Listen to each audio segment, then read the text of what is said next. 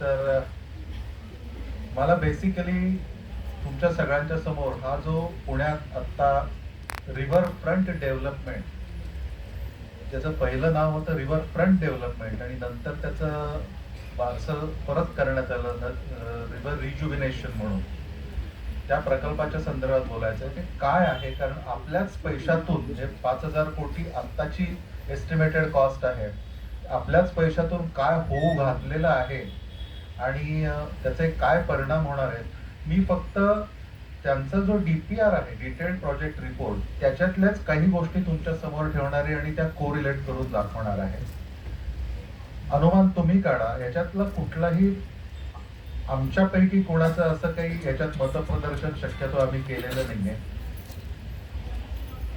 हे सुरू करण्यापूर्वी मी एक गोष्ट तुमच्याशी अशी शेअर करू इच्छितो की पुणे हे अत्यंत फ्लडप्रोन आहे, अत्यंत पूरप्रवण शहर आहे पुणे हे आपण अनेक वेळा अनुभवलेलंही आहे.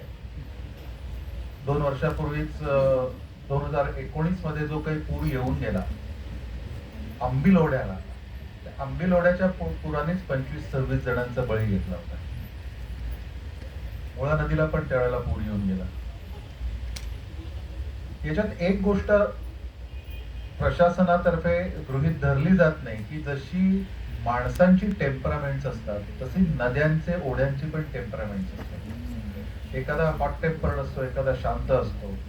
हे आपल्यावर झालेल्या संस्कारांवर अवलंबून असतं. तसंच नद्यांचं सुद्धा असतं. त्यांचे संस्कार हे त्याच्या पाणलोट क्षेत्रातून म्हणजे कॅचमेंट एरियातून त्यात बनलेले असतात आणि काही नद्या ह्या अतिशय हॉट टेम्पर्ड असतात आणि काही शांत असतात. पुण्यातल्या ज्या नद्या आहेत, पुण्यात 5 नद्या आहेत, मुळा, मोठा, राम नदी, देव नदी आणि पवना.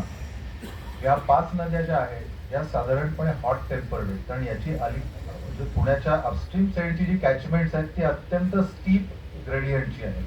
त्यामुळं वेगाने नद्यांकडे पाणी येतं, पावसाचं पाणी. त्यामुळे नद्यांचा पातळी खूप पटकन वाढते. आपल्याला काही इव्हॅक्युएशनचा प्रयत्न करायला वेळच मिळत नाही आणि काही तासात सगळा खेळ संपून जातो. हे आपण रामनदीचं पूर येऊन गेला तर त्यावेळेलाही बघितलं होतं आणि आंबिलोड्याच्या बाबतीतही बघितलेलं आहे. त्यामुळे हे एक कायम आपण डोळ्यासमोर ठेवून चाललं पाहिजे की जसं आपण एखाद्या हॉट टेम्पर्ड माणसापासून दूर राहतो तसं या हॉट टेम्पर्ड नद्यांपासून आपण थोडंसं जरा एक आदवीनं अंतर हे ठेवणं गरजेचं आहे. हे आपण लक्षात ठेवलं पाहिजे. दुर्दैवाने आपल्या कुठल्याही प्लॅनिंगमध्ये याचा काही संदर्भच दिला जात नाही.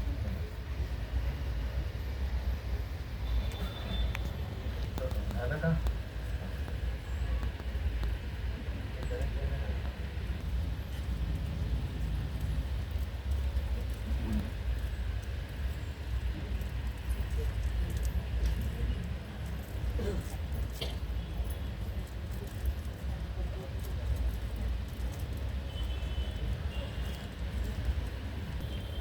पुणे रिव्हरफ्रंट डेव्हलपमेंट हा तो प्रकल्प आहे आणि या प्रकल्पाबद्दल आज आपण माहिती घेणार आहोत. ही पार्श्वभूमी मी तुम्हाला सांगितली. याच्यात बेसिकली मुळात या प्रकल्पाची त्यांच्या DPR मध्ये दिलेली ऑब्जेक्टिव्ह काय आहेत, या प्रकल्पातून त्यांना काय साध्य करायचं आहे हे आपण पहिल्यांदा बघूया. पूर पातळ्या खाली आणायच्या, पुराचा धोका कमी करायचा आहे, नदी ही स्वच्छ आणि करायची, पाण्यात कुठलंही प्रदूषण असता कामा नये,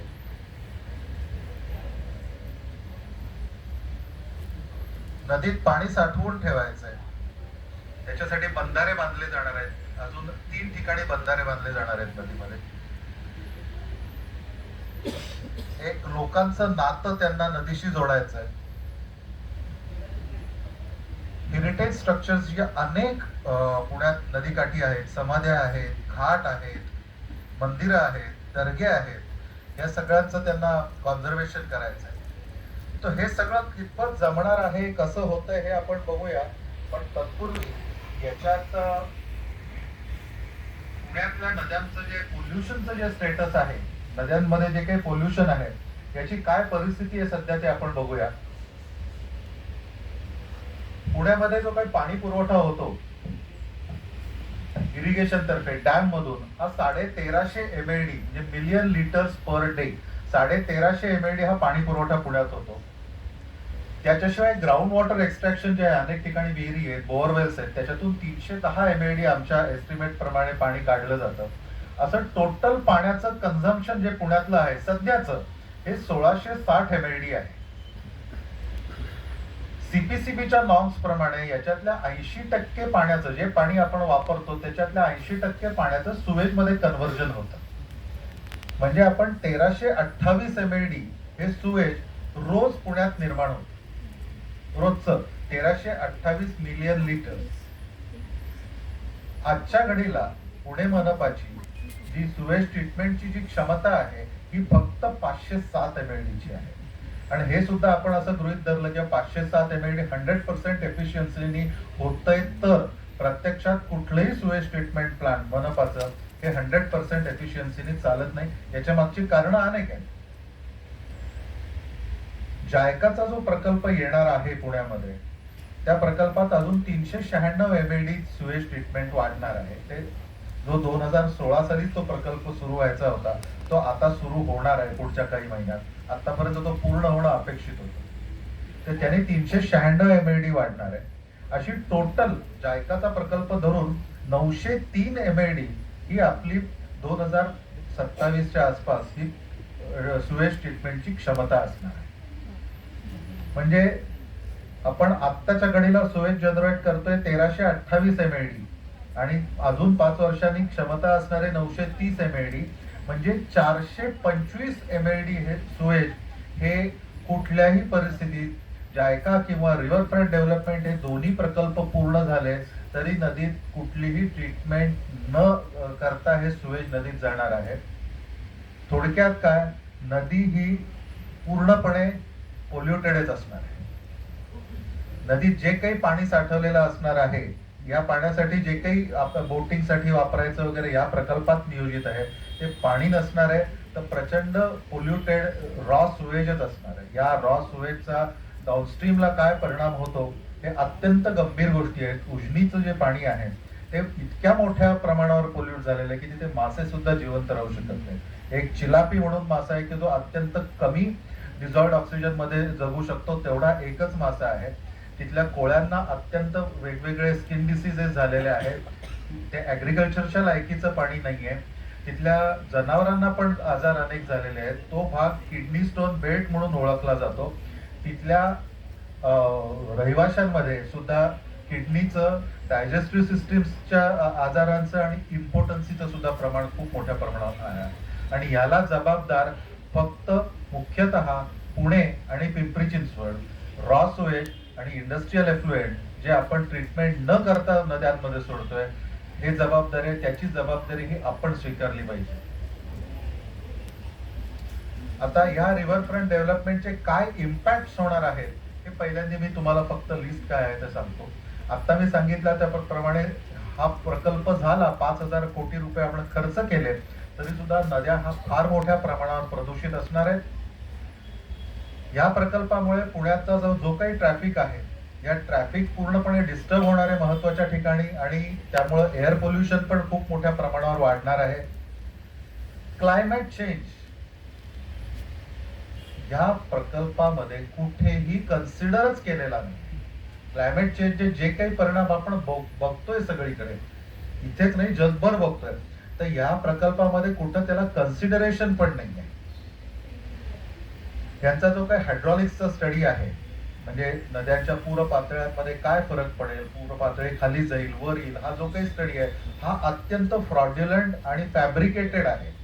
खोटे सगळे तिथं आकडे दिलेले आहेत. ते मी त्यांचे काय आकडे हे ते तुम्हाला दाखवतो, पण अत्यंत फ्रॉड्युलंट आणि फसवा हा हायड्रॉलिक स्टडी आहे.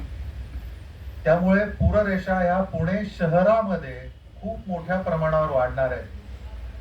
पूर पातळ्या, याला जो एक पर्यावरणीय मंजुरी मिळते मोठ्या प्रकल्पांना, ती केंद्र शासनाकडून MOEF कडून दिली जाते.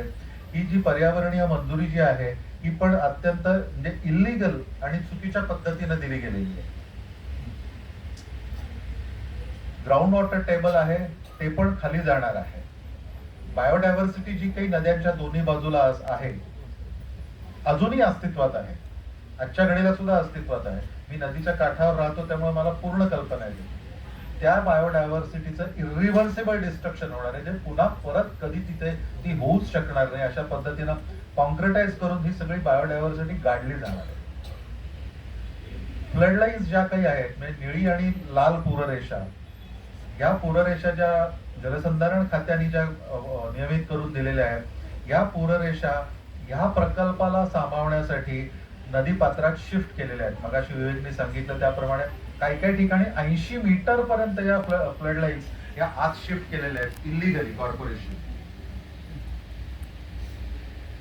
आणि हा प्रकल्प करण्यासाठी जे काही पब्लिक रिसोर्सेस आहेत, पब्लिक लँड्स आहेत, नदीची जी जमीन आहे तिथे त्याचं व्यावसायीकरण नियोजित आहे. असो, आता आपण वन बाय वन बघूया हे जे काही याचे परिणाम आहेत. ट्रॅफिक डिस्ट्रप्शन आणि त्यामुळे होणारा पोल्युशन वाढणार. हा लकडी पूल, हा कर्वे रोड, ही मोठा नदी आहे. ह्या नदीमध्ये हा जो एक नदी पात्रातला रस्ता म्हणून ओळखला जातो, हा रस्ता नदी पात्रात असणं योग्य आहे का अयोग्य हा एक वेगळ्या चर्चेचा मुद्दा आहे. परंतु आजच्या घडीला तो रस्ता अस्तित्वात आहे असं आपण गृहीत धरू, कारण त्यावरून रोज हजारो वाहनं सकाळी या दिशेने जातात कोथरूडकडून इकडे गावामध्ये शनिवारवाड्याच्या दिशेने, आणि संध्याकाळी हजारो वाहनं उलटी येतात कोथरूडकडे. त्यांना इथून काही मिनिटांमध्ये इथपर्यंत पोहोचता येतं, कारण या रस्त्याला कुठेही सिग्नल नाही आहे. आणि त्यामुळे त्याचे जे पॅरलल रोड्स आहेत, कर्वे रोड, जंगली महाराज रोड, आपटे रोड किंवा नारायणपेठ शनिवार पेठेतले रस्ते, या रस्त्यांवरचा खूप मोठा ट्रॅफिक या नदी पात्रातल्या रस्त्यावरून जातो. ह्या प्रकल्पामध्ये हा जो बाबा भिडे पूल आहे, हा पूल तोडण्यात येणार आहे. हे जे नदी पात्रातले हे जे काही रस्ते आहेत, हे 3 किलोमीटर लांबीचे साधारणपणे रस्ते आहेत, हे रस्ते उघडून टाकण्यात येणार आहेत. म्हणजे कशासाठी? तर नदीच्या सो कॉल्ड सौंदर्यीकरणासाठी. लोकांची सोय काय, गैरसोय काय याचा कुठेही इथे विचार केला जाणार नाहीये, केला जात नाहीये. आणि याच्यामुळे हा सगळा जो ट्रॅफिक आहे हा या बाकीच्या रस्त्यांवर जाईल, आणि त्यामुळे तिथे सकाळी आणि संध्याकाळी काय ट्रॅफिकची वाट लागणार आहे, हे आजच्या घडीला काय आहे हेही आपण बघतो. तर हा ट्रॅफिक जर शिफ्ट झाला बाहेर तर काय होणार आहे याची कल्पना सुद्धा आता करू.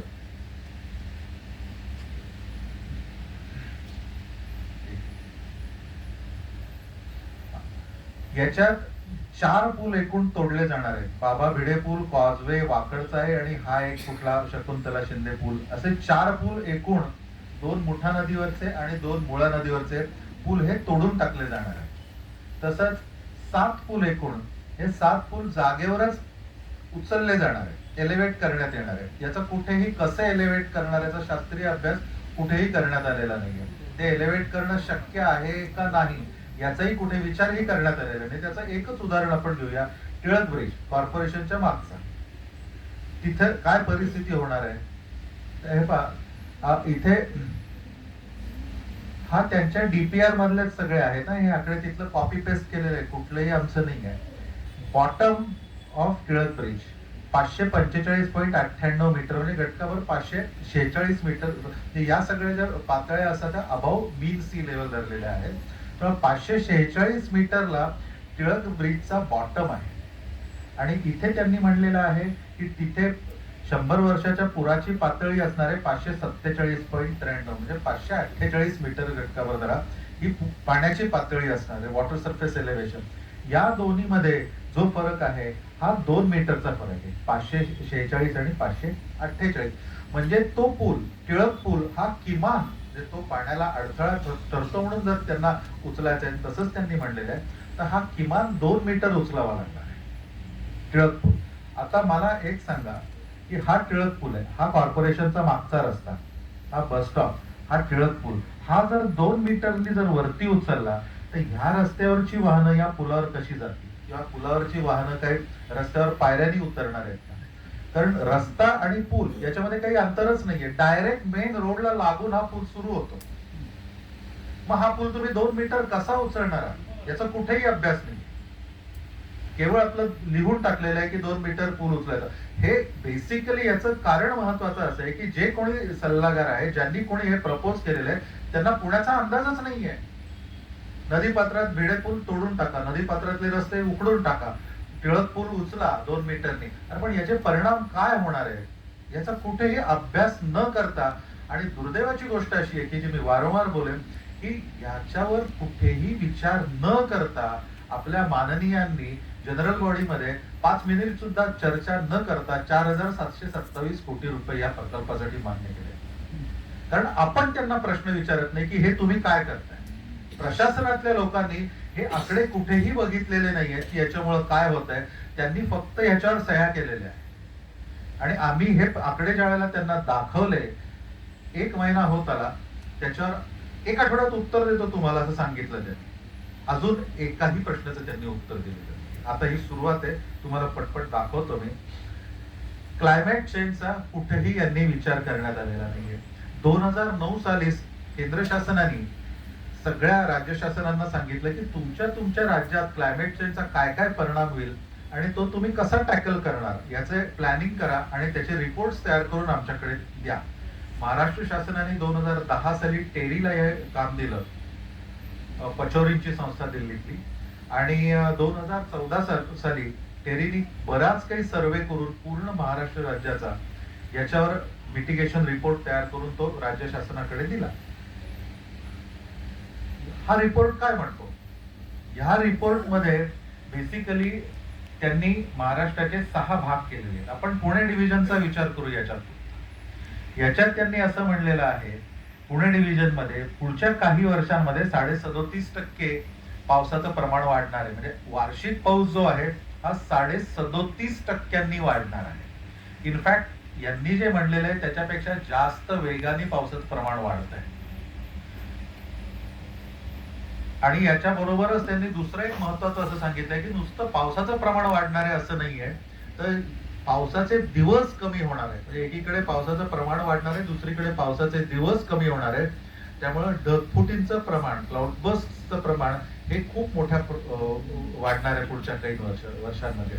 आणि ह्या सगळ्या गोष्टी आपण अनुभवतोय. या सगळ्या गोष्टींकडे पूर्ण दुर्लक्ष करून या रिपोर्टचा, टेरी रिपोर्टचा तिथे कुठेही उल्लेख पण नाहीये या प्रकल्पामध्ये, किंवा आपल्या कॉर्पोरेशन मधल्या लोकांना असा काही रिपोर्ट आहे आणि जिथे ह्या त्यांनी गाईडलाईन्स दिलेल्या आहेत हे माहित पण नव्हतं. यांनी पुढे 2-3 महत्वाच्या गोष्टी काय सांगितलेल्या आहेत की recommendation for water resources sector, conservation and renaturalisation of rivers and water bodies. तुम्ही कॉन्झर्व करा, त्या रिनॅचरलाइज करा, आर्टिफिशियल त्याच्यात काही करू नका, रिनॅचरलाइज करा असं स्पष्ट याच्यात म्हणलेलं आहे. Retain and conserve the riparian zones, जे नदीच्या दोन्ही बाजूची जी काही पाणथळ जागा असतात, riparian zones, and renaturalise existing wetlands in the state, enhance native vegetation, formulate stringent policies to prevent the dumping of debris and waste in these zones. या प्रकल्पामध्ये याच्यातली एकही गोष्ट पाळली जात नाहीये. इनफॅक्ट प्रत्येक गोष्टीच्या विरोधात या प्रकल्पामध्ये सगळ्या गोष्टी दाखवलेल्या आहेत. कसं आहे हे तुम्हाला दिसेलच. या प्रकल्पाचे डीपीआर जो आहे त्याच्यातले 3 महत्वाचे भाग आहेत, मेन रिपोर्ट आणि हायड्रोलॉजी हायड्रॉलिक्स वरचे 2 रिपोर्ट्स. हे एकूण 791 पानं आहेत या 3 भागाची. अजूनही त्याच्यात बरेच भाग आहेत, परंतु याची 791 पानं आहेत. आणि त्या पानांमध्ये कुठेही क्लायमेट चेंज या 2 शब्दांचा उल्लेखही नाहीये, शब्द पण आलेले नाही या 791 पानांमध्ये. अत्यंत धक्कादायक गोष्ट आहे. याचा हायड्रॉलिकचा जो स्टडी आहे यांनी केलेला जो आहे, तिथं ज्याला मान्यता मिळालेली आहे, एन्व्हायरमेंटल क्लिअरन्स मिळालेला आहे, तर त्या रिपोर्ट मध्ये काय दाखवलं हे पाहिल्यावर तर अक्षरशः पोटात गोळा आहे. हे output of Mula river up to Sangam from HEC RAS for a flood discharge of 100 years, म्हणजे 100 वर्षातून एकदा जो मॅक्सिमम पूर येऊ शकतो तो पूर आला तर मुळा नदीचं फ्लड लेवल संगमापाशी काय असेल, अप टू संगम त्याच्यातला शेवटचा मी रिडिंग घेतलेलं आहे फक्त. संगमापाशी काय असेल तर water surface elevation is 554.32 metres. पुढे त्यांनी output of Mula river up to Sangam from HEC RAS for flood discharge of 100 year return period in channelised section. म्हणजे हा प्रकल्प पूर्ण झाल्यानंतर, चॅनलायझेशन झाल्यानंतर पूर पातळी काय असणार, त्याच पुराची आहे पण 3971 क्युबिक मीटर पर सेकंद हा प्रवाह त्यांनी गृहीत धरलेला आहे. तो बरोबर आहे का चूक आहे हा आपण बघू नंतर. परंतु 3971 क्युमेक्सला सध्याची जी पूर पातळी असेल ती 544.32 असणार आहे. आणि हा प्रकल्प पूर्ण झाल्यानंतर त्याच प्रवाहाला 545.85 म्हणजे 153 सेंटीमीटर 5 फुटांनी पूर पातळी वाढणार आहे.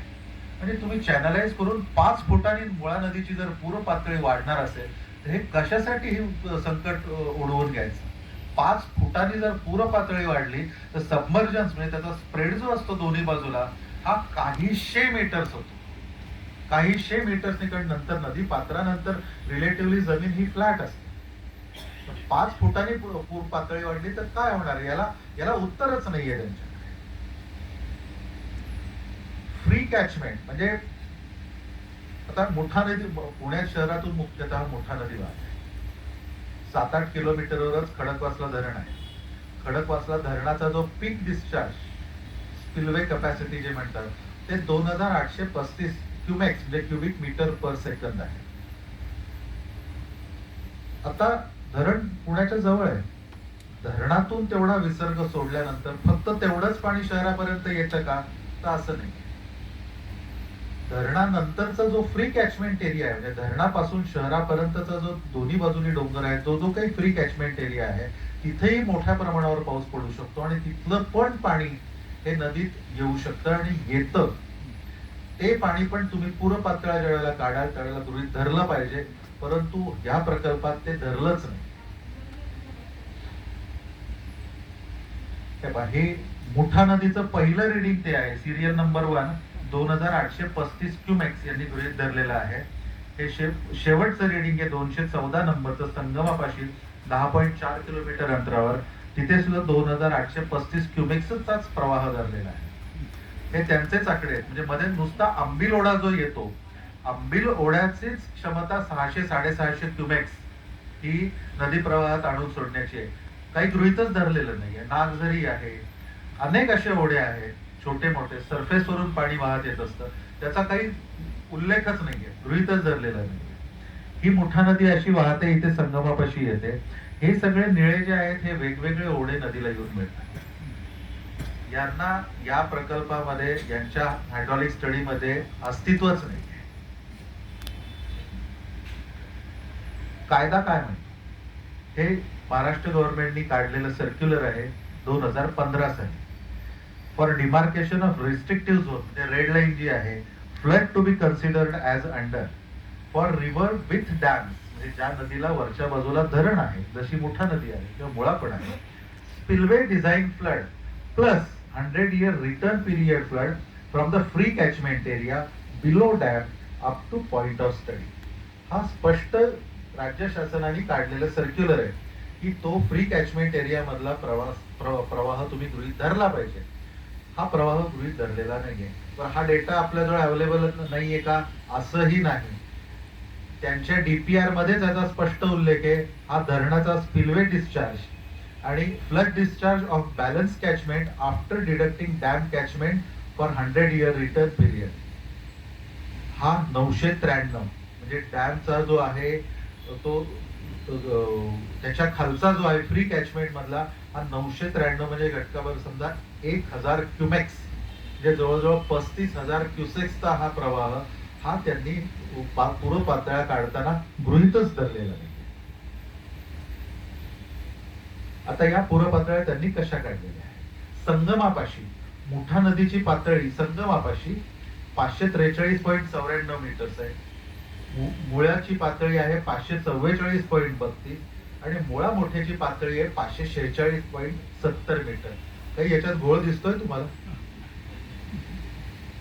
काही म्हणजे काही याच्यात कॉन्ट्राडिक्शन इनकॉन्ग्रुएन्सीज काही जाणवत आहे.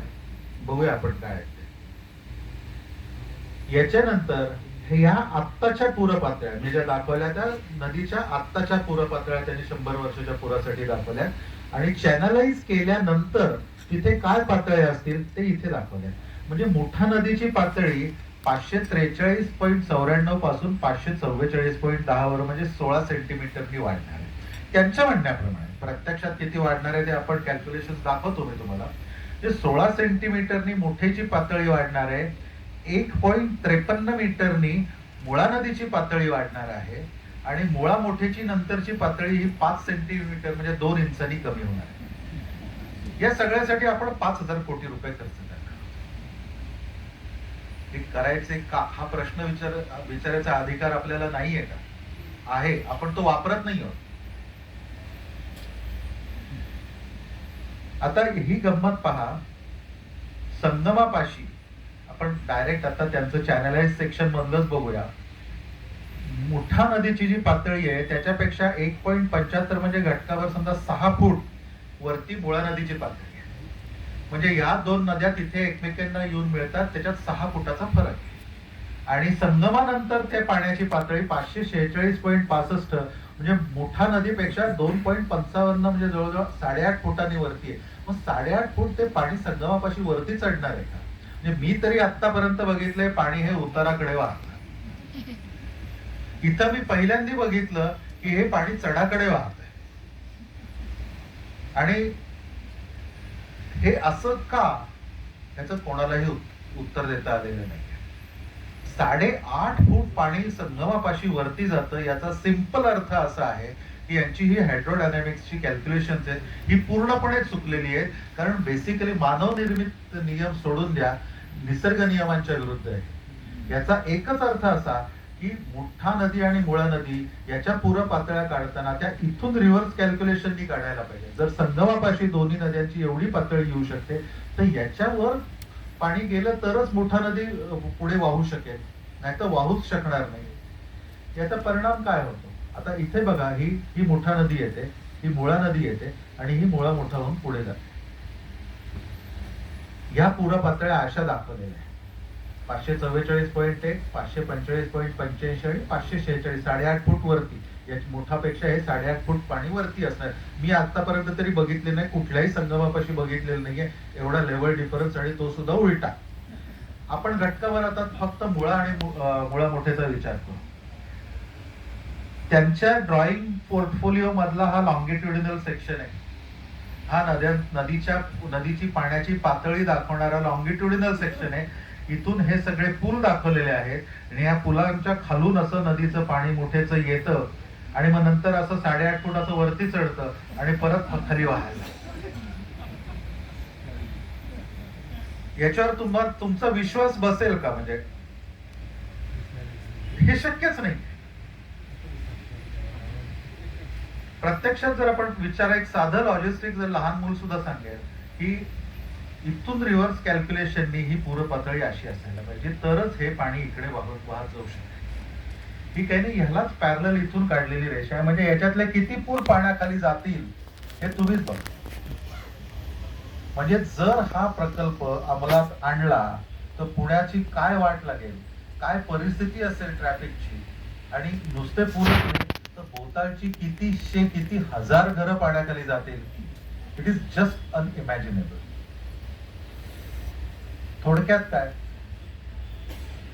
संगमापाशी जर संगमाच्या नंतर जर 546.55 जर 65 जर पाण्याची लेवल असेल तर मुठा नदीचं पाणी जर व्हायचं असेल तर 10 सेंटीमीटर तरी वरती पाहिजे पाण्याची पातळी. म्हणजे आपण घटकावर धरू 546.75 ला मुठेची लेवल ही संगमापाशी पाहिजे. प्रत्यक्षात त्यांनी म्हणलेलं आहे की 544.1 म्हणजे इथली एरर झाली 2.65 मीटर्स. 546.75 वजा 544.1 म्हणजे 2.65 मीटरनी तिथेच मुठा नदीची पातळी वाढते. अदरवाईज मुठा नदीचं पाणी पुढे वाहूच शकणार नाही. याच्याशिवाय 993 क्युमेक्सचा जो फ्लो गृहीत धरलेला नाहीये फ्री कॅचमेंट मधला, धरणाच्या खालच्या भागातला, त्याचं आम्ही कॅल्क्युलेशन बघितलं. त्यामुळं किमान 2.5 मीटर ही पाण्याची पातळी वाढते. मी फक्त मुठा नदीचा विचार करतो.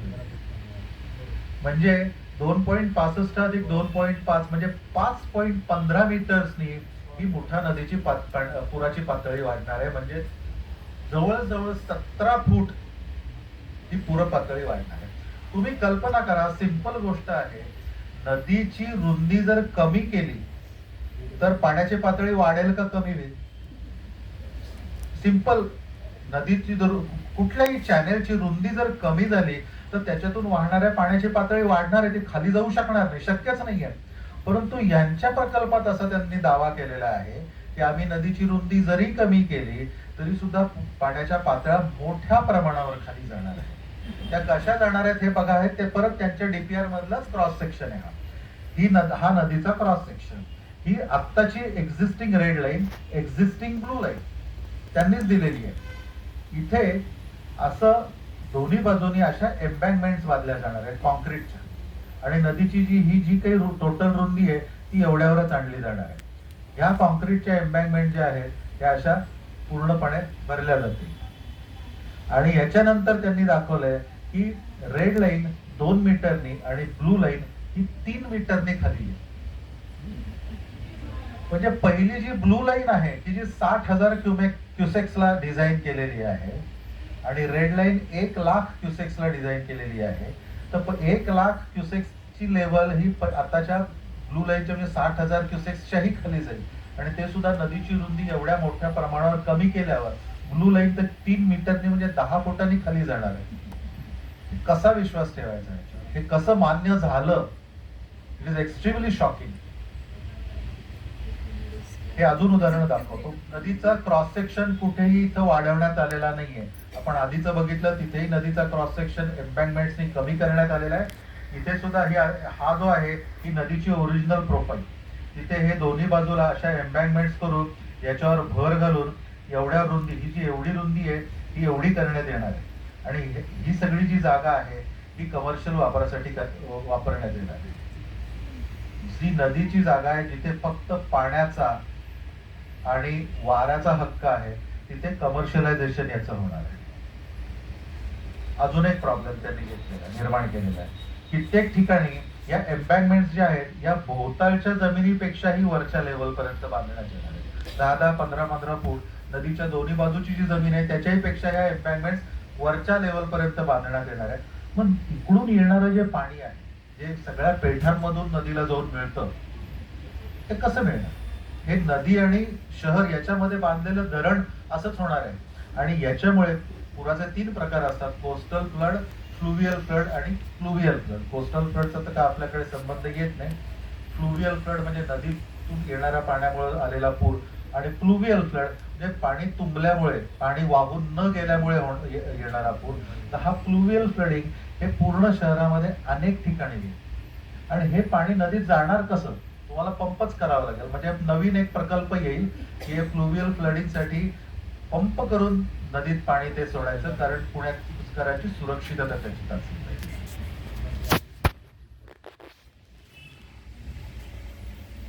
हा शहरातून नदी कशी वाहील याचा क्रॉस सेक्शन केलेला आहे. ही नदीचा क्रॉस सेक्शन हे वाटतं का?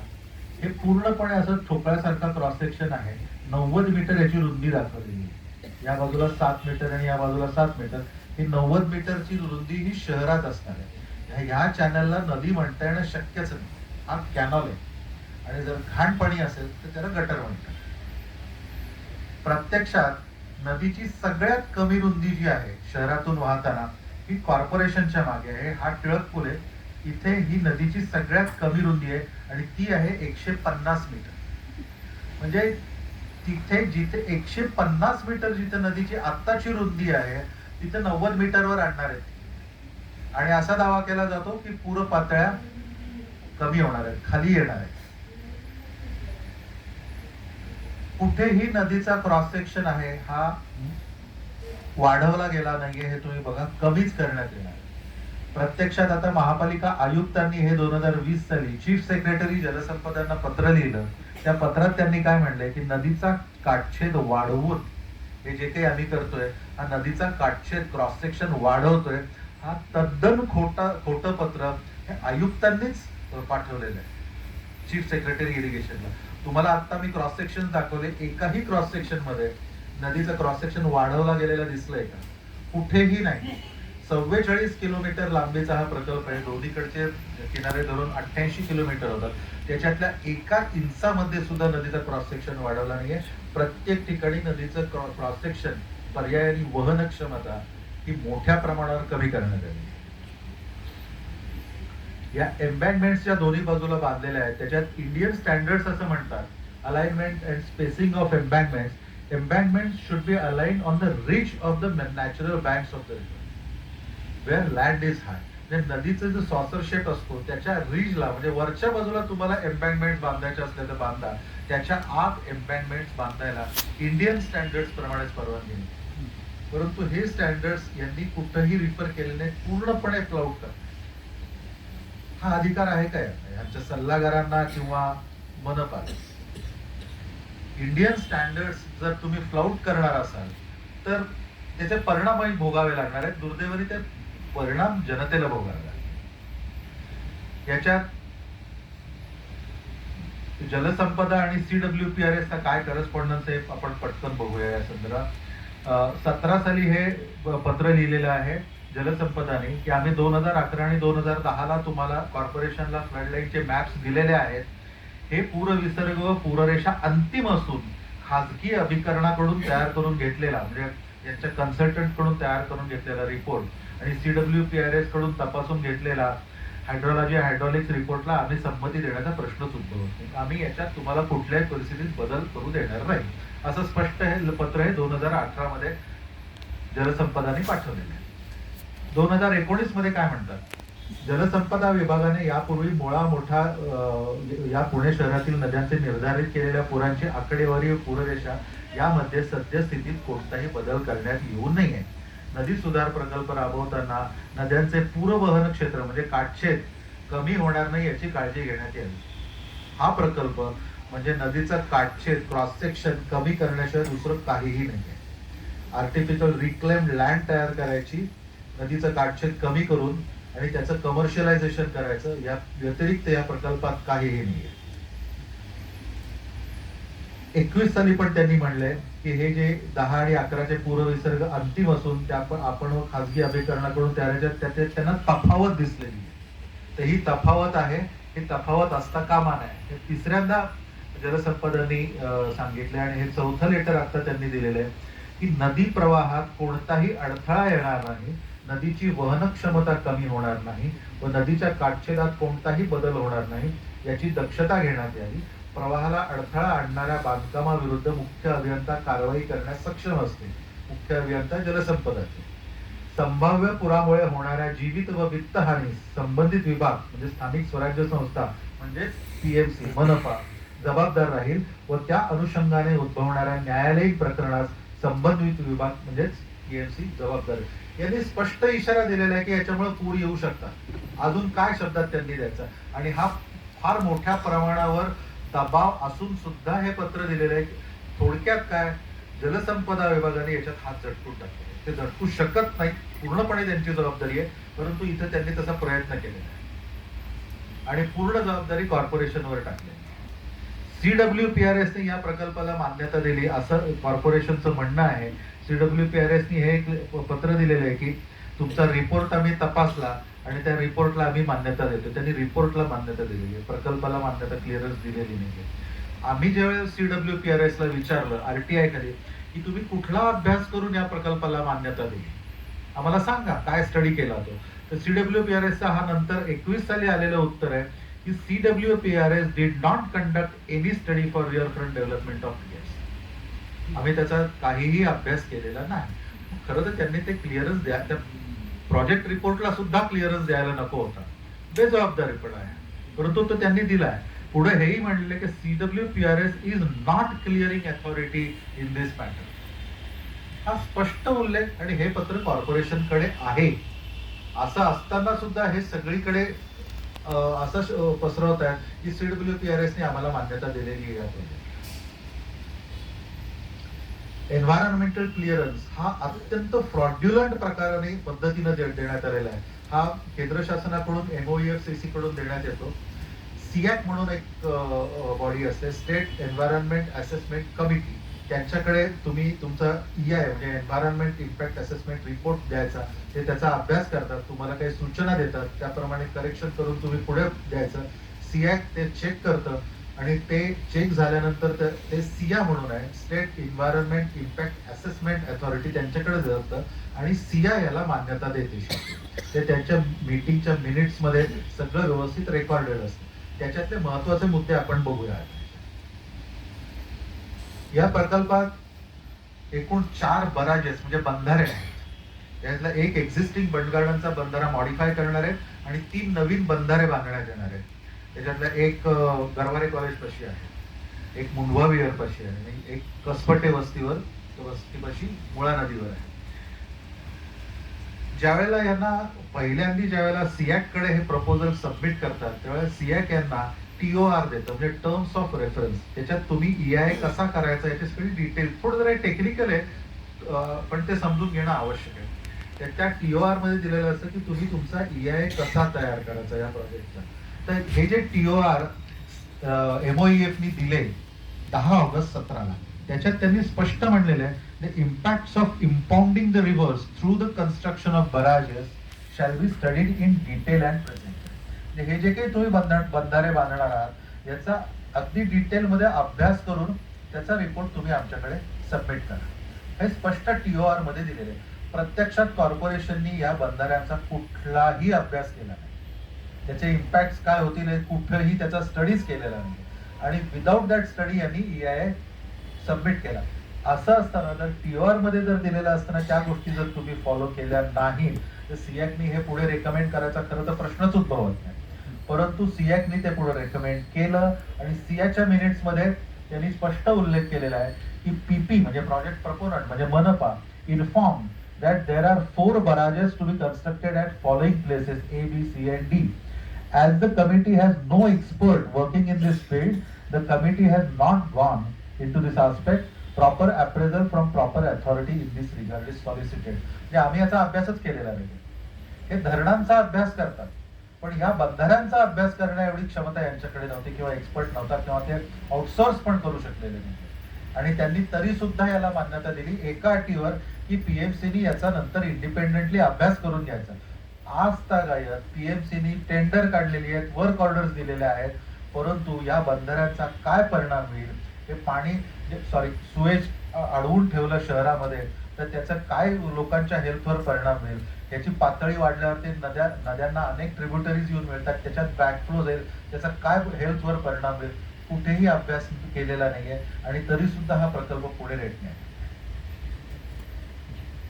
आम्ही RTI खाली 5-6-21 म्हणजे आता जवळजवळ 10 महिने झाले कॉर्पोरेशनला विचारलं की याचा तुम्ही काही अभ्यास केला असेल, EIA जर केला असेल त्या बराजेसचा बंधाऱ्यांचा त्याची कॉपी आम्हाला द्या. आता 10 महिने झाले आज तक कॉर्पोरेशन कडून याचा रिप्लाय पण आलेला नाही.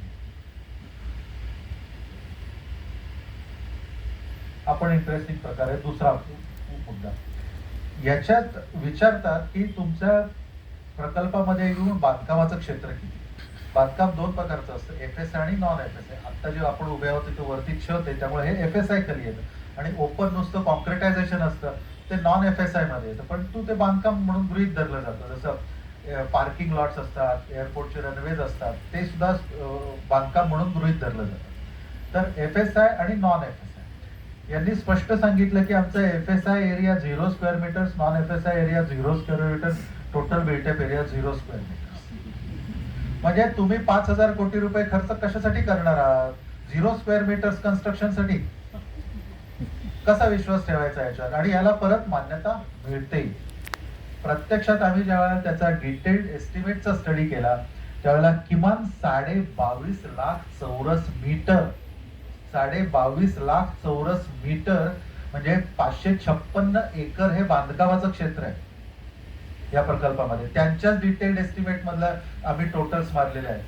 556 एकर बांधकामाचं क्षेत्र आहे आणि तुम्ही एन्व्हायरमेंटल क्लिअरन्स घेताना 0 चौरस मीटर म्हणतात.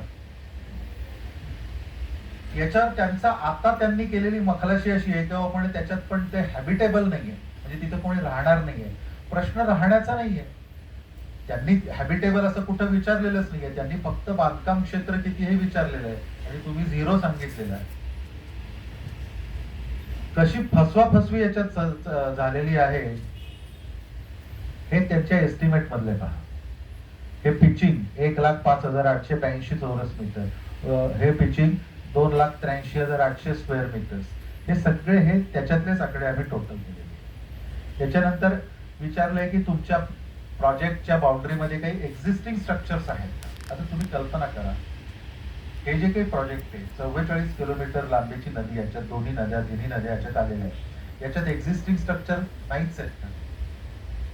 याच्यात मंदिरं आहेत, समाध्या आहेत, घाट आहेत, कॉजवेज आहेत, भिंती आहेत, अनेक पूल आहेत, 20-25 तर पूल आहेत, पुलाशिवाय पुढे जगूच शकणार नाही.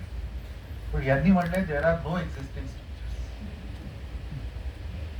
प्रत्यक्षात त्यांच्या डीपीआर प्रमाणेच ही एवढ्या प्रकारची सगळ्या प्रकारची स्ट्रक्चर्स तिथे आहेत आणि त्यांनी नंतर डीपीआर मध्ये उल्लेखही केलेला आहे. हे त्याच्यातली हेरिटेज स्ट्रक्चर्स कॉर्पोरेशनच्या वेबसाईटवरूनच ही लिस्ट काढली आहे. चौथा मुद्दा म्हणजे डिमॉलिशन. त्यांनी विचारलं की details of demolition with disposal. तुमच्या या प्रोजेक्टमध्ये काही डिमॉलिशन आहे का? आणि ते डिमॉलिशन असेल तर त्या डेब्रीचं तुम्ही डिस्पोजल कसं करणार? आम्ही सांगितलं की there will be no demolition. कशाचंच डिमॉलिशन याच्यात आम्ही करणार नाही. प्रत्यक्षात डिटेलमध्ये जर यांचंच एस्टिमेट बघितलं तर वियर्स, वॉल्स, हेरिटेज घाट्स, बाबा भिडे ब्रिज, कॉजवे, नदीपात्रातले रस्ते, छोट्या बिल्डिंग, हे सगळं डिमॉलिशन आहे. आणि डिमॉलिशनची कॉस्ट साधारणपणे 20-25 कोटी रुपये ही एस्टिमेट मध्ये पण दाखवली लमसम.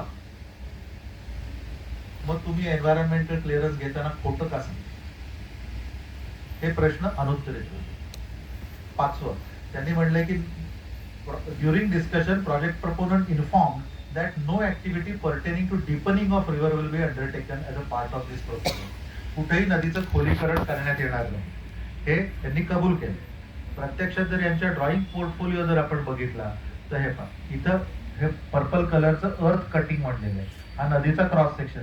इथे जवळजवळ 2 मीटर खोल हे पूर्ण रुंदीमध्ये नदीच्या हे एक्सकॅव्हेशन दाखवलेलं आहे, नदीचं खोलीकरण दाखवलं. इथं त्याच्याही पेक्षा जास्त. आणि तुम्ही हे खोलीकरण करता, तुम्ही पुलाच्या खाली काय करू शकणार? पुलाचं फाउंडेशन तर आपण तर बेसाल्टवर आहोत, हार्ड रॉकवर आहोत. पुलाचं फाउंडेशन, सगळ्या पुलाची फाउंडेशन वरतीच आहेत. मग तिथं तुम्ही खोलीकरण केले तर पूलच शिल्लक राहणार नाही. म्हणजे तुम्ही हे जे खोलीकरण करणार फक्त 2 पुलांच्या मध्ये करणार. मग 2 पुलांच्या मध्येच जर मधल्या भागातच जर खोलीकरण केलं तर होणार काय? ते पाणी पुढे वाहून नाही जाऊ शकणार. म्हणजे साचलेलं पाणी फक्त तिथे असणार. या प्रकारे अशा या कॉन्क्रीटच्या भिंती शहरामध्ये बांधल्या जाणार आहेत नदीच्या भोवती. इथे जे असे नदीत अनेक प्रकारच्या वेगवेगळ्या ठिकाणाहून ॲक्विफर्स म्हणजे झरे येतात. काही झरे नदीत पाणी आणून सोडतात, जे सर्वसाधारणपणे, मी त्यातला तज्ञ नाहीये, परंतु सर्वसाधारणपणे टेकड्यांमधून येणारे जे काही झरे आहेत हायर लेवलवर, ते नदीत पाणी आणून सोडतात. आणि जे खालच्या लेवलचे असतात ते नदीतून पाणी घेऊन ग्राउंड वॉटर एनरिच करतात बोअरवेल्सना, विहिरींना. म्हणजे असे रिचार्ज आणि डिस्चार्ज झोन्स असतात या झऱ्यांचे. पण ह्या अशा पद्धतीने जर कॉन्क्रीटच्या भिंती बांधल्या, त्या झऱ्यांचा कायमचा संबंध नदीशी सुटेल, काही संबंधच राहणार नाही या झऱ्यांचा. मग त्याचा ग्राउंड वॉटर टेबलवर काय परिणाम होणार याचा कुठेही उल्लेख पण नाहीये या अख्ख्या डीपीआर मध्ये. फ्लड लाईन्स ज्या आहेत, ज्या 2010 आणि 11 साली जलसंपदेने कॉर्पोरेशनला आयडेंटिफाय करून दिल्या, या फ्लड लाईन्स 60-80 मीटरनी आत सरकवल्या. जे मगाशी विवेकने जे सांगितलं की आत्ताचा जो डीपी आहे, या डीपी मध्ये ते डिजिटायझेशन करायच्या नावाखाली नवीन मॅप्स तयार करण्यात आले आणि ते फ्लड लाईन मोठ्या प्रमाणावर आत सरकवण्यात आल्या, कारण ह्या प्रकल्पाच्या एम्बँकमेंट्स अकोमोडेट करण्यासाठी. बाकी नागरिकांची सुरक्षितता गेली तेल लावून, याच्याशी आम्हाला काही घेणं देणं नाही. हे मी तुम्हाला नकाशे दाखवतो. पहा, हा झेड ब्रिज आहे, तुम्हाला सगळ्यांना माहिती आहे. या बाजूला डेक्कन, इकडच्या बाजूला नारायणपेठ आहे.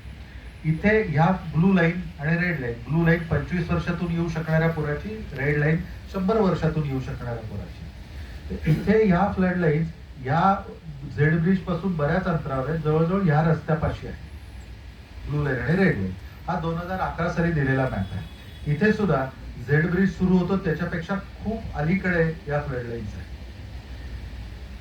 यानंतर हे या फ्लड लाईन 2011 साली देण्यात आले. याच्यानंतर 2015ला स्टेट गव्हर्नमेंटनी एक काय सर्क्युलर काढलं, पूरक्षेत्र व पूररेषा यांचे नकाशे व आराखड्यांना मान्यता संबंधित क्षेत्रीय मुख्य अभियंता यांना दिली. म्हणजे फक्त चीफ इंजिनियर्स याला अप्रूव्ह करू शकतात.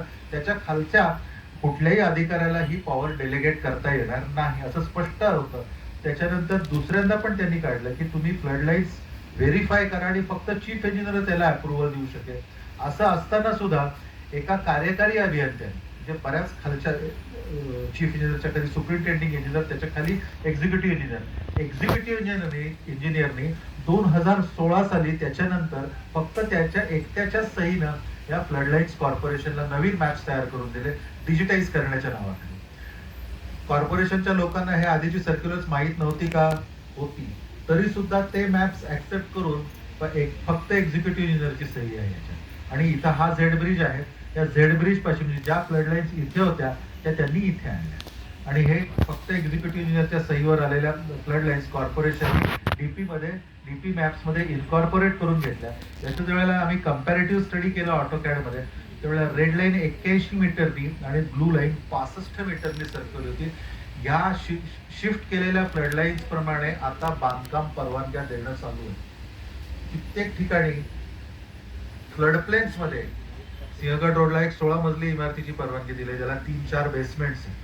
अशा ह्या बिल्डिंगचं काय होणार? तिथे जे सामान्य लोक तिथं जे फ्लॅट्स बुक करतात, कॉर्पोरेशनने परवानगी दिली, त्यांनी फ्लॅट्स बुक केले, पण ते कॉर्पोरेशननी परवानगी मुळात पूर्णपणे इल्लीगल दिली. जबाबदारी या नागरिकांच्या सुरक्षिततेची कोणाची आहे? आम्ही कॉर्पोरेशनला आरटीआय खाली विचारलं, जलसंपदाला विचारलं की ह्या नकाशांना तुम्ही परवानगी दिलेली आहे का? त्याने स्पष्ट सांगितलं such approval letter is not available in this office. ते पाहिल्यावर जलसंपदाने कॉर्पोरेशनला कळवलं की 2011च्याच फ्लड लाईन्स तुम्ही कायम समजा, या 16 सालच्या फ्लड लाईन्स तुम्ही कॅन्सल आहेत असं समजा. तरी सुद्धा अजूनपर्यंत कॉर्पोरेशन या खोट्या फ्लड लाईन्सच्या आधारावरच बांधकाम परवानगी देते. नागरिकांच्या सुरक्षिततेचा, इथे नदीच्या पूरवहन क्षमतेचा कुठेही विचार करण्यात आलेला नाही. याच्यातून फक्त त्यांचे आर्थिक संबंध जे आहेत बिल्डर्स लॉबीशी एवढेच फक्त प्रोटेक्ट केले जातात. आम्ही याच्यावर एक PIL केलेली आहे. त्या PIL मध्ये स्टेट गव्हर्नमेंटनी हे ऍफिडेव्हिट दिलेलं आहे की आम्ही state government after consulting the director of TP will take decision regarding modification proposal on merits. जे स्टेट गव्हर्नमेंटनी इन्क्लिनेशन दाखवलेलं आहे की आम्ही पुण्याच्या DP मध्ये हे करेक्शन्स करायला तयार आहोत. त्यांच्या वकिलांनी पण मान्य केलं स्वतःहून, परंतु कॉर्पोरेशन हे करायला तयार नाही. स्टेट गव्हर्नमेंट करायला तयार आहे, परंतु कॉर्पोरेशन या फ्लडलाईन्स करेक्ट करायला तयार नाही. या प्रोजेक्टला फंडिंग कुठून होणार आहे? आपण टॅक्स भरतो त्याच्यातून तर होणारच आहे, पण अवेलेबिलिटी ऑफ लँड विदिन फ्लडलाईन्स म्हणजे पूररेषेच्या आतल्या जमिनीचं मॉनिटायझेशन करायचं, व्यावसायिकरण करायचं, रिक्लेम करून गव्हर्नमेंट ओन लँड्स साधारणपणे 182 एकर या सरकारच्या जमिनी नदीच्या जवळपास आहे दोन्ही किनाऱ्यावर. त्याचे डेव्हलपमेंट राईट्स हे प्रायव्हेट बिल्डर्सना द्यायचे असा स्पष्ट उल्लेख आहे DPR मध्ये. नदीच्या कडेचे जे रिस्ट्रिक्टिव्ह आणि झोन्स जे असतात इरिगेशन डिपार्टमेंटने तयार केले ते बदलायचे आणि त्याच्यातून पैसे कमवायचे. अशा पद्धतीनं या प्रोजेक्टला फंडिंग करायचं. या बाबतीत कमिशनरनी 2014 साली आमच्या दुसऱ्या एका केसमध्ये NGT ते एक ऍफिडेव्हिट दिलं होतं. त्याच्यात कमिशनरनी, कुणाल कुमार त्यावेळेला कमिशनर होते, त्यांनी म्हटलं होतं की रिस्पॉन्डंट नंबर 1 म्हणजे मनपा undertakes not to permit in future any building construction activities within the blue line. याला पूर्ण हे जे काही ऍफिडेव्हिट कोर्टात दिलेलं आहे याच्या कम्प्लिटली अगेन्स्ट फ्लडलाईनच्या आत या सगळ्या प्रकल्पाचं बांधकाम चालू आहे. म्हणजे आम्ही ऍफिडेव्हिट कोर्टात दिलं तरी सुद्धा त्याला काही किंमत नाही. तो थोडक्यात हा प्रकल्प पूर्ण झाल्यानंतर काय होणार आहे तर नद्या या हायली पोल्युटेड असणारच आहे. ट्रॅफिक डिस्ट्रप्शन होणार आहे मोठ्या प्रमाणावर, एअर पोल्युशन वाढणार आहे, क्लायमेट चेंज कुठेही याच्यात गृहीत धरलेला नाहीये, फ्लड लेवल्स वाढणार आहेत, बायोडायव्हर्सिटीचं इरिव्हर्सिबल डिस्ट्रक्शन होणार आहे, जलसंधारण खात्याने दिलेल्या डायरेक्शन कुठेही फॉलो होत नाहीयेत, एन्व्हायरमेंटल क्लिअरन्स पूर्णपणे चुकीच्या पद्धतीने दिला गेलेला आहे, फ्लड लाईन्स इलिगली शिफ्ट केलेल्या आहेत, जमिनीचं व्यावसायिकरण होणार आहे आणि कमिशनरचा ऍफिडेव्हिट आहे ते सुद्धा इथे फॉलो होत नाही मनपाच्या कमिशनर. सो आम्ही याला खूप मोठ्या प्रमाणावर विरोध करतोय. लोकांच्या मनपाकडून असा एक गैरसमज पसरवण्यात येतो की यांना काहीच नको. तसं नाहीये. आम्हाला सगळ्यांना पुण्यातल्या नद्या इतक्या घाण नको आहेत. नद्यांचं रिज्युव्हनेशन तर व्हायलाच पाहिजे, प्रायोरिटीवर व्हायला पाहिजे. या अख्ख्या ह्याच्यात 5,000 कोटी रुपयांना कुठेही आम्ही चॅलेंज केलेलं नाही. जो काही खर्च येईल तो येईल, परंतु नद्यांचं रिज्युव्हनेशन हे व्हायलाच पाहिजे. पण कसं, कॉन्क्रिटायझेशन आणि कन्स्ट्रक्शन करून नाही, इकॉलॉजिकल पद्धतीनं नाही. आम्हाला नद्या सुंदर पाहिजेतच, परंतु कॅचमेंट मधला फ्लो सुद्धा गृहीत धरला पाहिजे पूर्व पातळीवर वर्कआउट करताना. नद्यांचे काटछेद कुठेही बदलता कामा नये. नद्या स्वच्छ पाहिजेत, म्हणून सगळ्यात आधी नद्या पुण्यातल्या सेफ असल्या पाहिजे. आजच्या घडीला पुण्यातल्या नद्या सेफ अजिबात नाही. 2019ला मुठा नदीची जी 60,000 क्युसेक्सची पूर्व पातळी आहे, ही 45,000 क्युसेक्सला क्रॉस झाली 2-3 वर्ष. याच्यात अनेक लोकांनी चेन फास्टिंग सुरू केलेले, यातल्या काही जणांचे फक्त इथे फोटोग्राफ्स आहेत. That's all. आता तुम्हाला फक्त एवढं दाखवतो की यांनी या प्रकल्पापूर्वी एक सर्व्हे केला होता. या सर्व्हे मध्ये लोकांनी काय सांगितलं होतं, 91.38% लोकांनी सांगितलं होतं की पाणी शुद्ध असलं पाहिजे. 89% लोकांनी सांगितलं होतं की नदी ही वाहती असली पाहिजे. 86% लोकांनी सांगितलं होतं की नदीचं इकॉलॉजिकल पद्धतीनं रिज्युव्हनेशन झालं पाहिजे. आणि 76% लोकांनी सांगितलं होतं की पुरापासून सुरक्षितता पाहिजे. हे जे टॉपचे जे चारही जे काही लोकांनी जी त्यांचे प्रायोरिटीज दिल्या होत्या, याच्यातली एकही गोष्ट या प्रकल्पात साध्य होणार. मग हा सर्वे मधला जो काही लोकांचे जे रिॲक्शन्स आहेत किंवा फीडबॅक आहे, हा घेतला कशासाठी? ज्या साबरमती रिव्हरफ्रंट डेव्हलपमेंटवर हा प्रकल्प आधारित आहे, त्याच्यात स्पष्ट उल्लेख आहे की त्याच्यावर बेस्ड आहे हा. अहमदाबादच्या साबरमतीवर, साबरमती आणि पुण्यातल्या नद्यांची तुलनाच होऊ शकत नाही. साबरमतीवरचा अपस्ट्रीम साईडचा डॅम धरोई म्हणून आहे, हा 135 किलोमीटर लांब आहे. इथे 7-8 किलोमीटरवरच 7 डॅम्स आहेत, 20-25 किलोमीटरवर. खडकवासला, पानशेत, वरसगाव, टेमघर, मुळशी, पवना आणि एक कासारसई म्हणून छोटा आहे. 7 डॅम्स आहे. या 7 डॅम्स मध्ये समजा जर ढगफुटी झाली त्याच्या आसपास आणि त्याच्यातून जर डिस्चार्ज सोडण्यात आला, तर तो काही मिनिटांमध्ये पुण्यात येऊन पोहोचतो. आपल्याला इव्हॅक्युएशनला चान्सच मिळत नाही. मग अहमदाबादचं तिथं पडणारा पाऊस, पुण्यात पडणारा पाऊस, तिथल्या नदीची प्रकृती, इथल्या नदीची प्रकृती, इथले डॅम्स काहीही संबंध नसताना ते मॉडेल, कारण तो कन्सल्टंट आहे म्हणून आपल्यावर थापण्यात येते. साबरमतीची काय परिस्थिती, पूर आल्यानंतर काय होतं, हा तिथला हा जो काही गार्डन जे आहे ती पाण्याखाली गेलेली, हे साबरमतीचेच फोटो आहे. आणि तिथे रुंदी केवढी आहे नदीची, आपल्याकडे रुंदी हे 90 मीटरवर आणणार आहे. हे कमीत कमी 200 मीटर तरी असणार आहे. 90 मीटरवर हे रुंदी आणणार आहे. मग होणार काय?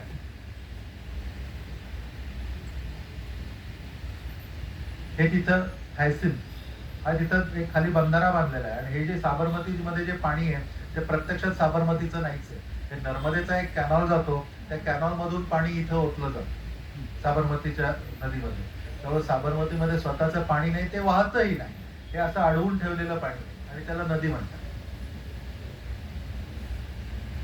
हे सगळं हायसिन्थ काय परिस्थिती आहे. हे साबरमती आश्रम जो आहे तो ह्या बाजूला आहे, त्याच्यात जस्ट अगदी जवळची ही परिस्थिती. साबरमतीचं जे मॉडेल इथं आपण अनुकरण करतोय, का करतोय? कारण केवळ त्याच सल्लागारांना पाहिजे म्हणून. इथल्या लोकांना काय पाहिजे याचा विचारच नाहीये कधी करण्यात आला. त्यांच्या प्रायोरिटीज ज्या काही आहेत त्याचा कुठे उल्लेखच नाही. Anyway, thank you.